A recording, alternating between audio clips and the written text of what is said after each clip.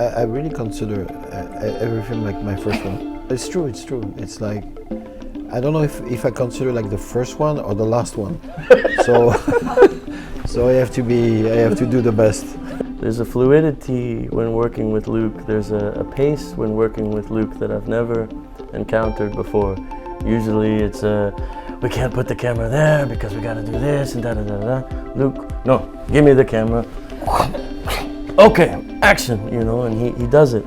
And so for me, I was just, it was a real joy, and I learned a lot from just seeing how he works. And he comes in the beginning, one of the first ones in and one of the last ones to leave. He's thinking about working on the film from sun up to sundown, and even then in the night, he is still thinking about the film. We see each other in the morning, we talk about the film, maybe this, what about this? Caleb, I had this idea, you know, and it's just exhilarating. And also with an energy that is like a child, as if maybe it's his first film. So it's a really special thing to get to work with this man. Real honor. Luc is a real master of his craft. I've never worked with anyone. The camera is like a part of his body.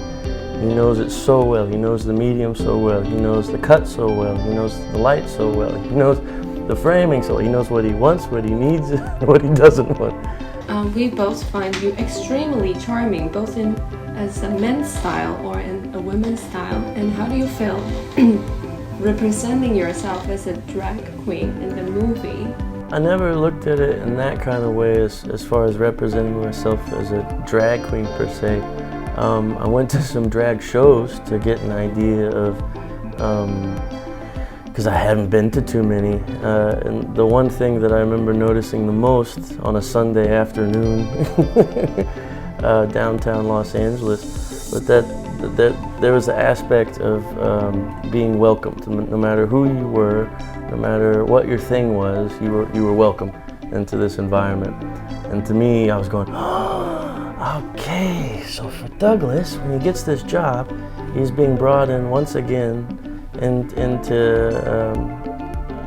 he's brought into something, you know, when spending his whole life, not, you know, always on the outside, but it's more about escaping his own pain.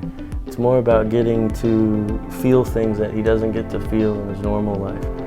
So when he gets to perform, when he gets to try and take on the skin of someone else, he gets to live in another way. And in my opinion, he really gets to live in this moment. I think if Douglas has the choice, he would love to be hired by a theater and do Hamlet, Yeah.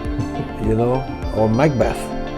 But no one wants to take him because he's in a wheelchair. And when he comes to this cabaret, these people are very open. They say, doesn't matter, he's in a wheelchair, but can you sing? Can you play something? And he said, yeah, I can. And for him, it's wonderful, because it's the only people who helps him a little bit are the people who are on the marge, who are different, like he is different. So it's always very. But even in the street, when you see some poor people, the one who gives some fruits or some food are not the rich guy in the Rolls Royce. It's the poor people in the street who say, oh, he's even poorer than me, and then they give some food. So it's the same principle. So it's not so much about the drag queen, the man, the woman. It's not the thing. It's the pain is too big. In the movie, there's a scene that you were in the room and you were trying to have some latte, and you added sugar in it, and you said something similar like, why not add sugar, and maybe even it's bad for your body and things like that. When both of you said there's something called guilty pleasure in your life that you consider it's not that good, but you like it. No, it's true, but I think what's so touching and so charming is that this guy is in jail. He's in a wheelchair. He will be sentenced to death, probably. And he's still thinking that sugar is not so good for me. There is something so naive and so charming about him, you know, but he said, yeah, I know it's not good, but it's a little pleasure. It shows also that he has so much pain in his life that just a tiny pleasure is welcome. It's a long welcome. way. Yeah. This might be a little bit sensitive about the father and the older brother, this fatherhood. Is it based on someone's real life experience? No, not my father passed away, and I have problem with it, but more about loneliness because he was never there. But not this kind of problem. But I have seen that on the reportage. I have seen this crazy guy, you know, Christian crazy guy in the middle of America. Oh, have you heard of a story like 2-3 days ago in Europe? They find this little English boy who disappears in 6 years, taken by his mom in a sect somewhere, like something like crazy. He escaped and walked for 4 days in the forest and the mountains, and finally find.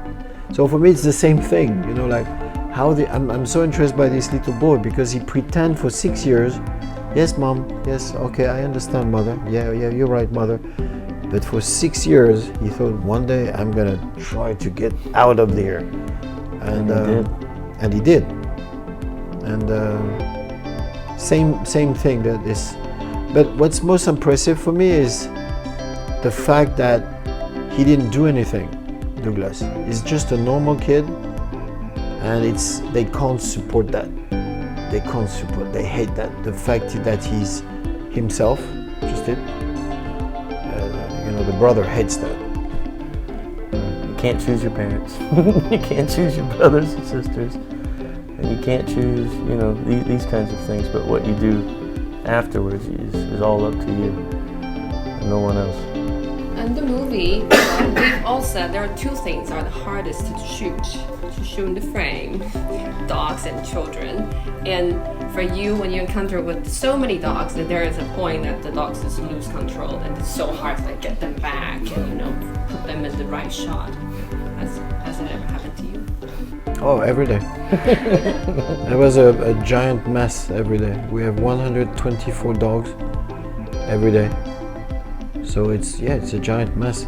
But it's not because something is difficult that you shouldn't do it. Quite the opposite. It's the opposite. That's why I'm excited. You know, but in my life I did a couple of other films. So I shot with